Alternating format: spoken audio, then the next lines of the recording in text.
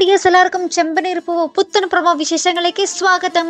അപ്പം ഇന്നത്തെ ഒരു ഉഗ്രൻ പ്രൊമോ തന്നെയാണ് കേട്ടോ. ഞാൻ വിചാരിച്ച ശരിക്കും സച്ചി ആ ഒരു രേവതി ആ ഒരു വളയെ പണയം വെച്ചെന്ന് പറയുമ്പോൾ തന്നോട് ചോദിക്കാതെ എന്തിനത് ചെയ്തു എന്ന് ചോദിച്ചിട്ട് നമ്മുടെ രേവതിയെ വഴക്ക് പറയും എന്നായിരുന്നു കേട്ടോ എൻ്റെ ഒരു ഊഹം. പക്ഷെ അതല്ല, നമ്മുടെ രേവതിയെ മറിച്ച് ആശ്വസിപ്പിക്കുകയായിരുന്നു. രേവതി പറയുന്നുണ്ട്, അമ്മ സച്ചിയേട്ടനെ കുറേ കുത്തി പറഞ്ഞു, വീട്ടു ചെലവിന് തന്നില്ലെങ്കിൽ ഇവിടെ നിന്നും ഇറങ്ങി പൊക്കോണം, അല്ലെങ്കിൽ തിന്നരുത് എന്നൊക്കെ പറഞ്ഞപ്പോൾ ഞാൻ സഹികെട്ടാണ് വള കൊണ്ടേ പണയം വെച്ച് അപ്പം തന്നെ അമ്മയ്ക്ക് കാശ് കൊടുത്തത് എന്ന് നമ്മുടെ രേവതി പറയുമ്പോൾ സച്ചി, അമ്മ എന്നെ പറയുന്നത് എത്ര നാളായി ഞാൻ കേട്ടു തുടങ്ങിയിരിക്കുന്നു, അതൊന്നും സാരിയില്ല, നീ എന്തിനിപ്പോൾ അത് ചെയ്തു എന്നൊക്കെ ചോദിച്ച് നമ്മുടെ രേവതിയെ ആശ്വസിപ്പിക്കുന്ന ഒരു സച്ചിയാട്ടോ നമുക്ക് ഇന്നത്തെ ആ ഒരു പ്രൊമോയിൽ കാണുവാൻ സാധിച്ചത്. ശരിക്കും ആ ഒരു മനസ്സ്, സച്ചിയുടെ മനസ്സ് ഭയങ്കര വലിയ മനസ്സാണ് ഇന്നത്തെ ഒരു പ്രൊമോയിൽ നിന്നാട്ടോ മനസ്സിലാക്കാൻ സാധിക്കുന്നത്.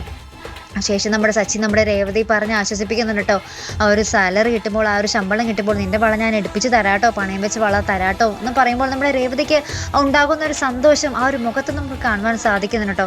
ശേഷം പിറ്റേ ദിവസവും നമ്മുടെ സച്ചി ആ ഒരു കാറ് കഴുകുന്ന ആ ഒരു ജോലിക്ക് പോവുകയും നമ്മുടെ രേവതി പിന്നീട് ഇങ്ങനെ അന്വേഷിച്ച് ചെല്ലുന്നുണ്ട് നമ്മുടെ സച്ചി. അപ്പോൾ ചെല്ലുമ്പോഴാണ് നമ്മുടെ സച്ചി ആകപ്പാടെ വേർത്ത് കുളിച്ച് ഇങ്ങനെ കാറുകളോളം എല്ലാ കാറുകളും ഇങ്ങനെ കഴുകി അവശനായി നിൽക്കുന്ന ഒരു സച്ചിയെ കാണുന്നു കേട്ടോ. അപ്പോൾ ഇത് സഹിക്കാനാവാതെ നമ്മുടെ രേവതി സച്ചിയെ ഓടിപ്പോയി കെട്ടിപ്പിടിക്കുന്ന ഒരു നിമിഷങ്ങൾ തന്നെയായിട്ട് നമുക്ക് കാണുവാൻ സാധിക്കുന്നത്.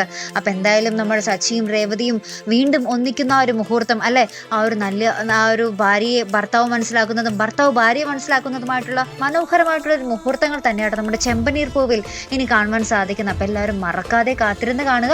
അപ്പോൾ ഇതുപോലെ പ്രൊമോ റിവ്യൂസിനും എപ്പിസോഡ് റിവ്യൂസിനും ഒക്കെ നിങ്ങൾ മറക്കാതെ ചാനൽ സബ്സ്ക്രൈബ് ചെയ്യുക. അടുത്തൊരു വീഡിയോയുമായി വരുന്നത് വരയ്ക്കും ഗുഡ് ബൈ.